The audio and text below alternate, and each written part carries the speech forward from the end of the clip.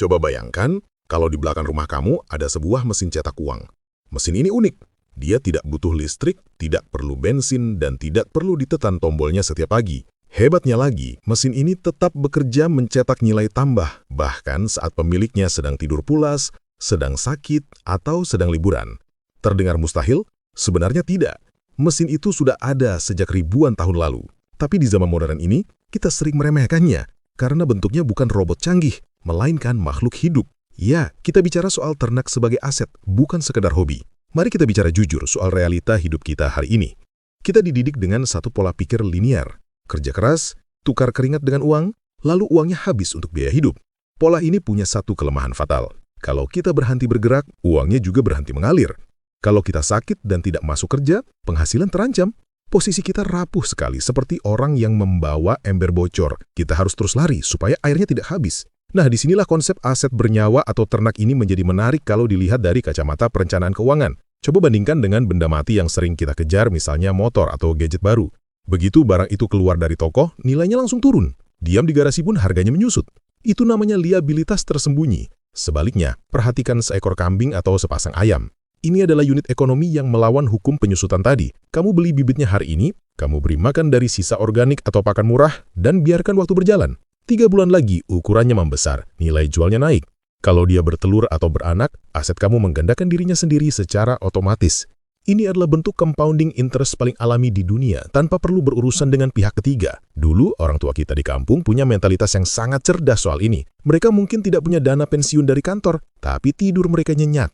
Kenapa? Karena di halaman belakang mereka punya tabungan yang makan rumput. Saat butuh uang mendadak untuk sekolah anak atau biaya rumah sakit, mereka tinggal mencairkan aset hidup tersebut. Mereka tidak panik karena mereka punya sistem cadangan yang solid. Sayangnya, gaya hidup modern membuat kita gengsi. Kita merasa memelihara ternak itu kotor, bau, dan kuno. Padahal, kalau kita mau membedah isinya, beternak itu melatih 3 otot penting dalam kesuksesan finansial.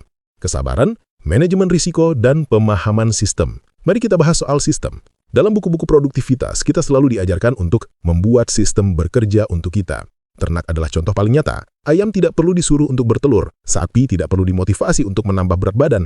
Secara biologis, tugas mereka memang tumbuh dan berkembang biak. Tugas kita sebagai manusia hanya menjadi manajer, memastikan lingkungannya sehat dan pakannya cukup.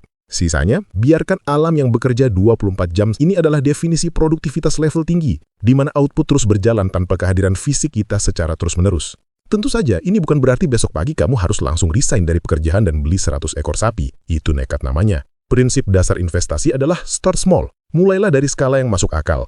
Mungkin dari lele di dalam ember atau beberapa ekor ayam kampung kalau kamu punya sedikit lahan sisa. Poin utamanya bukan semata-mata jadi peternak penuh waktu, tapi mengubah mindset kita. Dari yang tadinya cuma mengandalkan gaji aktif atau tukang angkut ember, mulai membangun pipa penghasilan atau keran otomatis.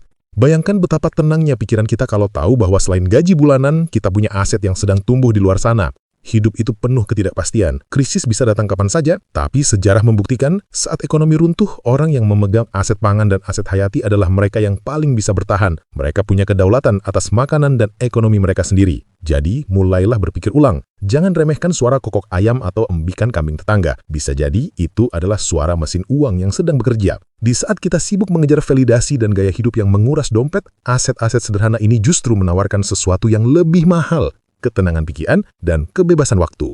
Ingat, kekayaan sejati bukan cuma soal berapa digit angka di rekening yang bisa tergerus inflasi, tapi seberapa kuat sistem pertahanan hidup yang kamu bangun. Tidak ada kata terlambat untuk belajar kembali ke akar, membangun aset yang benar-benar hidup, dan membiarkan alam membantu kita mencapai kemapanan finansial. Mulai dari yang kecil, pelajari polanya, dan nikmati hasilnya di masa depan. Setiap hari, 1 langkah lebih baik.